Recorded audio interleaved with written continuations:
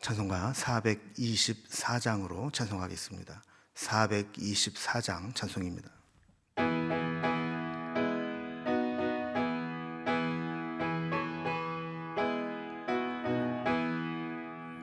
아버지여 나의 마음을 맡아주 관하시고 완악하고 교만한 것 편케 하여 주소서.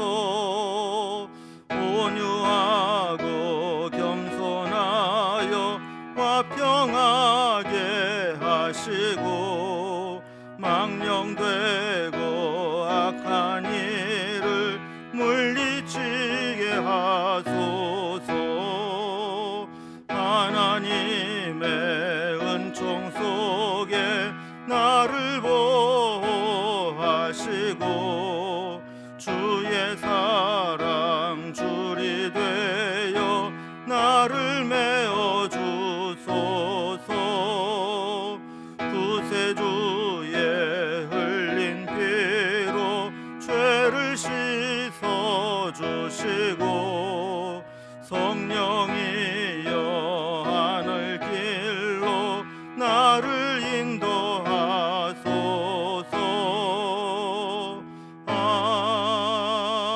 아멘. 아멘. 오늘 함께 나눌 하나님 말씀은 구약성경 레위기 3장 1절에서 17절까지 말씀입니다. 레위기 3장 1절에서 17절까지 구약성경 148면입니다. 말씀을 제가 봉독하겠습니다.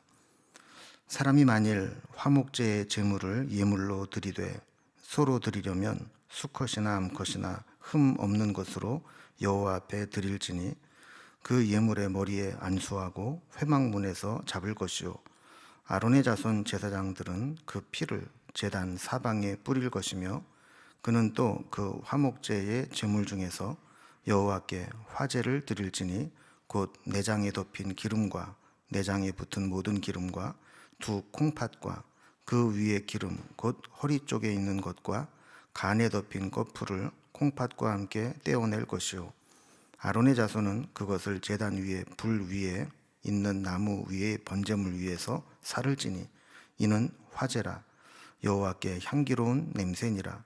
만일 여호와께 예물로 드리는 화목제의 제물이 양이면 수컷이나 암컷이나 흠 없는 것으로 드릴지며 만일 그 예물로 드리는 것이 어린 양이면 그것을 여호와 앞으로 끌어다가 그 예물의 머리에 안수하고 회막 앞에서 잡을 것이요 아론의 자손은 그 피를 제단 사방에 뿌릴 것이며 그는 그 화목제의 제물 중에서 여호와께 화제로 드릴지니 그 기름 곧 미골에서 밴 기름진 꼬리와 내장에 덮인 기름과 내장에 붙은 모든 기름과 두 콩팥과 그 위에 기름 곧 허리 쪽에 있는 것과 간에 덮인 커플을 콩팥과 함께 떼어낼 것이요 제사장은 그것을 제단 위에서 불사를 지니 이는 화제로 여호와께 드리는 음식이니라.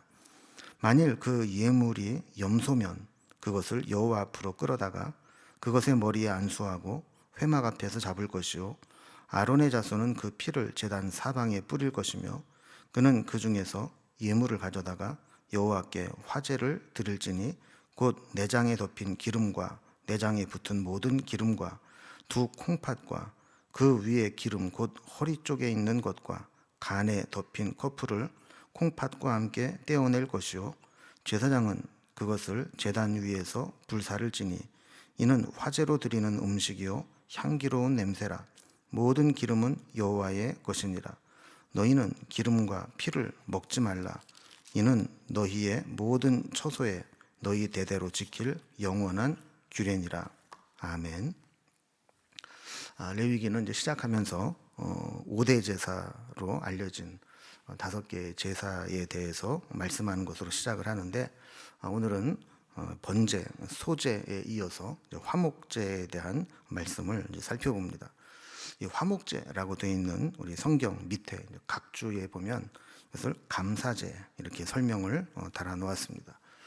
그리고 공동 번역에 보면 이 화목제를 친교 제물 이렇게 번역을 해 놓았습니다.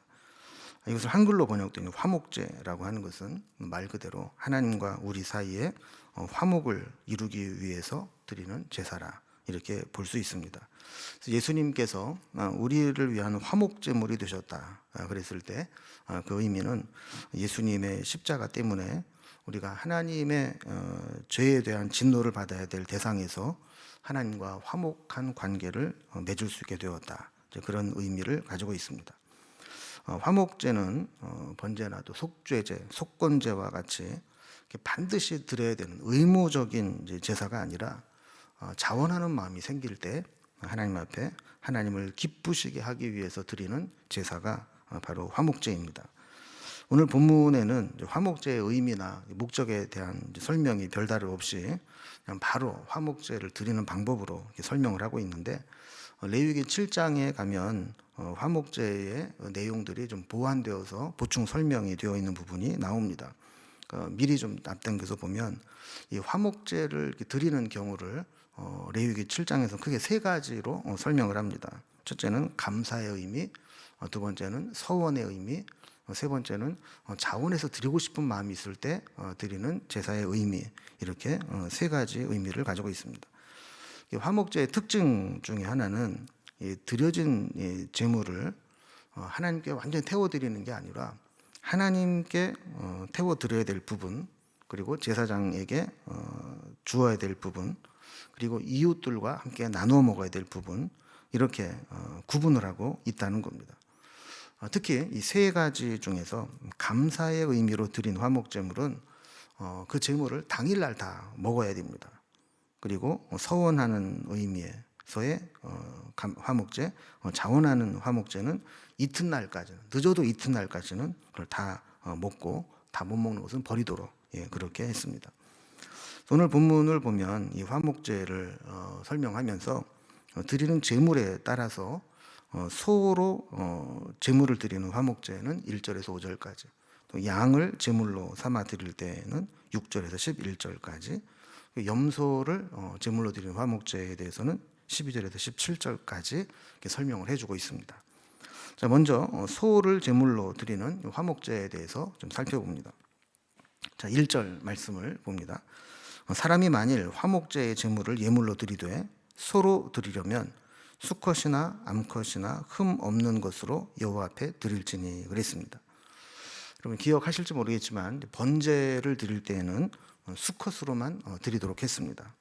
그런데 화목제에는 수컷이나 암컷이나 구분하지 않고 다만 흠 없는 것으로만 드리면 된다, 이렇게 기록을 하고 있습니다. 다시 한번 제물이 되는 가장 중요한 조건은 흠 없는 것이어야 한다라는 것을 강조하고 있죠. 2절에 보면 그 예물의 머리에 안수하고 회막 문에서 잡을 것이요 아론의 자손 제사장들은 그 피를 제단 사방에 뿌릴 것이며, 그랬습니다. 그러니까 번제와 마찬가지로 제물을 드리는 자가 이 제물을 가지고 와서 그 머리에 안수하면서 동일시하고 그다음에 회막문에서 그걸 잡습니다. 자, 그러면 제사장이 그 제물을 잡은 것을 피를 받아서 그 번제단 사방에 뿌리게 됩니다. 자, 이렇게 계속해서 이 짐승을 잡아 드린 제사를 보면 제사를 드리는 자가 직접 해야 될 일이 있고 또 제사장이 해야 될 일이 있습니다. 다시 말하면 더 엄밀하게 보면 사실은 이 제사를 드릴 때 제사장이 전문가이긴 하지만 제사를 드리는 자가 해야 될 일이 훨씬 더 많다는 것을 보게 됩니다. 그러니까 우리도 예배를 드릴 때 예배에 그냥 수동적으로 참석해서 예배 드리는 것을 보고 구경하고 은혜 받고 돌아가는 것은 진짜 예배의 의미가 아니죠. 진짜 예배의 의미는 예배를 드리는 자가 하나님 앞에서 자기 자신을 죽이고 자기 자신을 하나님께 드리고 적극적으로 헌신하고 고백하는 의미가 담겨 있는 예배가 진짜 예배라는 겁니다. 자, 3절과 4절에 보면 제물로 드릴 때 떼어내어서 번제물 위에 함께 불살라야 될 것이 있다라는 이야기를 합니다. 먼저 3절에 보면 이 화목제는 짐승을 불에 태워드리는 화제라 그랬습니다. 그러면서 특히 내장에 덮인 기름과 내장에 붙은 기름, 그리고 4절에 보면 두 콩팥, 그리고 그 콩팥 주위에 있는 기름들을 따로 떼어내라 그랬습니다. 이렇게 따로 떼어내서 어떻게 하느냐? 5절에 보면 아론의 자손은 그것을 제단 위에 불 위에 있는 나무 위에 번제물 위에서 살을 찌니 이는 화제라 여호와께 향기로운 냄새니라 그랬습니다. 자, 그러니까 이 따로 떼어낸 기름 그리고 콩팥 이런 것들은 번제물 위에서 함께 다 불살을 나서 하나님께 구별해서 드려라 이렇게 말씀을 하면서 이것이 여호와께 향기로운 냄새다 그랬습니다. 마지막 17절에도 반복되어 나오고 추가되지만 여기 보면 특히 기름과 콩팥과 피는 사람이 어떤 경우에도 취하지 못하고 하나님께 바치도록 했습니다. 그래서 기름은 세상의 풍요로움을 상징하고 콩팥은 예배자의 마음, 정신을 의미합니다. 그리고 피는 생명을 상징하는 것이죠. 그래서 우리가 좋은 것, 귀한 것, 우리의 마음 중심, 생명 이것을 의미하는 기름, 콩팥, 피는 사람이 나누지 못하고 오직 하나님께만 태워서 드리도록 이렇게 규정하고 있는 것을 이제 보게 됩니다. 자, 두 번째로 양을 제물로 삼아서 드리는 화목제입니다. 하나님은 이제 사람의 형편에 따라서 이 제물을 선택해서 드릴 수 있도록 했습니다. 모든 사람이 다 소를 잡아서 화목제로 드릴 수 있는 것은 아니죠. 6절에 보면 만일 여호와께 예물로 드리는 화목제의 제물이 양이면 수컷이나 암컷이나 흠 없는 것으로 드릴지며 이렇게 말씀을 합니다. 자, 그러니까 소로 드릴 형편이 못 되는 경우는 양으로 드릴 수 있다라는 겁니다. 양도 소와 마찬가지로 암수 구분이 없습니다. 마찬가지로 흠 없는 것으로 온전한 제물을 드리면 됩니다. 제물을 드리는 자가 제물을 가져다가 안수하여 잡고 또 제사장이 그 피를 받아서 제단에 뿌리는 과정은 소로 드릴 때와 동일합니다. 양을 제물로 바칠 때 특이하게 추가된 부분은 9절에 보면 미골에서 밴 기름진 꼬리를 떼어내야 된다. 그리고 그것도 함께 제단에서 불살르라 그랬습니다. 이 미골은 이제 엉덩이 뼈를 의미하는 겁니다. 엉덩이 뼈에 있는 꼬리와 또 여기에서 붙은 기름 이것도 마찬가지로 하나님께 구별하도록 했습니다. 그래서 11절에 보면 제사장은 그것을 제단 위에서 불사를 지니 이는 화제로 여호와께 드리는 음식이니라 그랬습니다.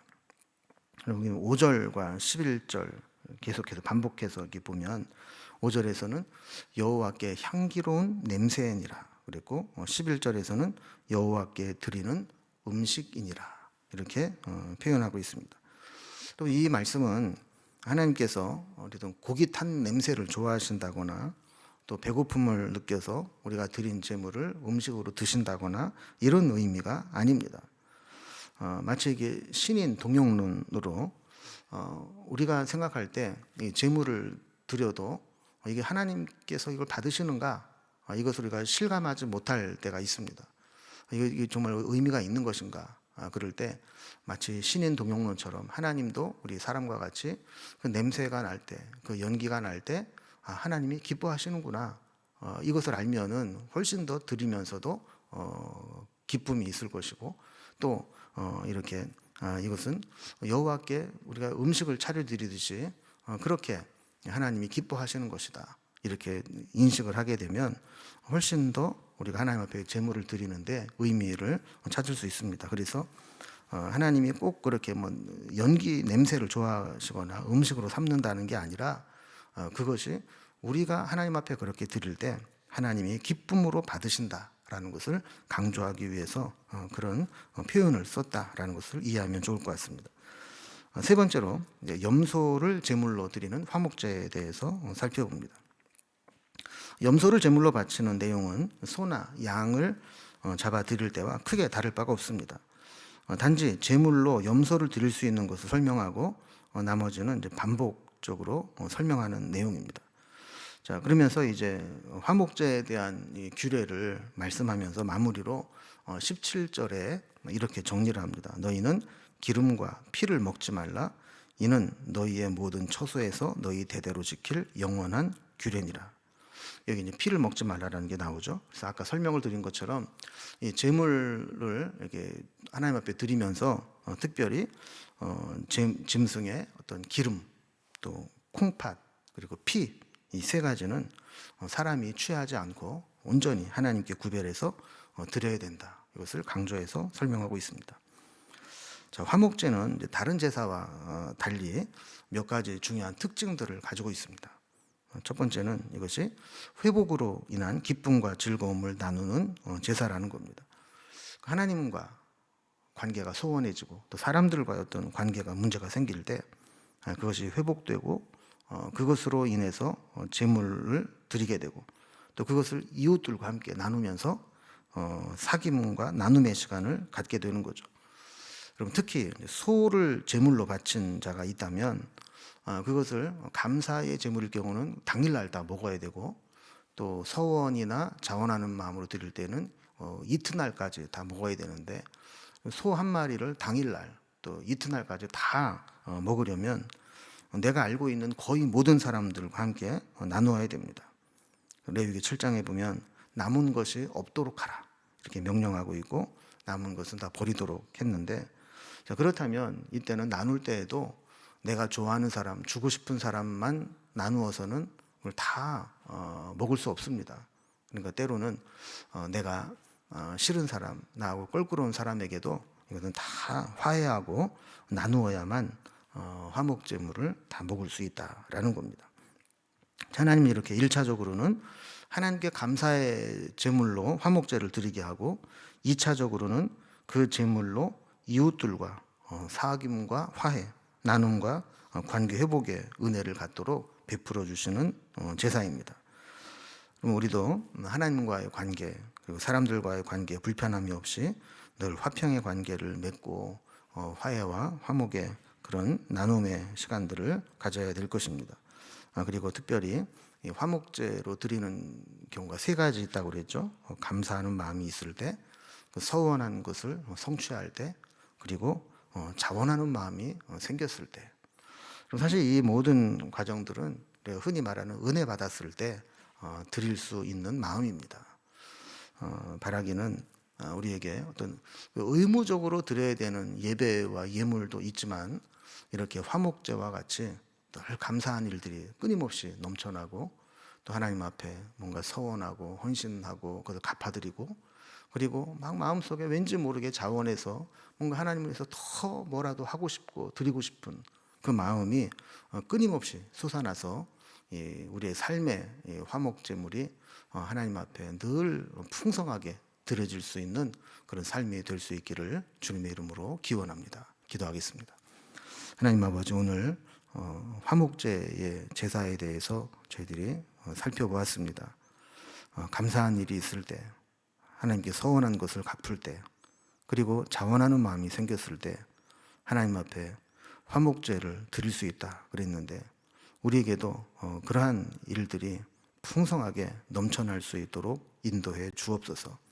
은혜를 받고도 감사할 줄 모르고 서원하고도 갚을 줄 모르고 억지로 섬기며 자원하는 마음이 없는 그런 불행한 신앙생활이 아니라 늘 감사한 일이 끊어지지 아니하고 서원하고 갚는 기쁨과 감격이 있게 하시고 또 주님을 위해서 자원하여 무엇이든 드리고 헌신하고 싶은 그 마음이 끊임없이 나타나는 믿음으로 살아갈 수 있도록 인도해 주시옵소서. 화목제물을 통해 하나님과는 화목되는 시간이 되게 하시고 감사의 고백이 되게 하시고 사람들과는 화해하고 나누고 사귀고 더 깊은 관계로 이어지는 우리의 삶이 될 수 있도록 인도해 주옵소서. 오늘도 주님께 기도하며 또한 세상에서는 사람들과 주의 주신 은혜를 나누며 살아가는 우리의 삶이 되게 하여 주옵소서. 주님께 우리의 모든 삶을 부탁드리며 예수님의 이름으로 기도드리옵나이다. 아멘. 각자의 기도 제목들로 자유롭게 기도하시겠습니다.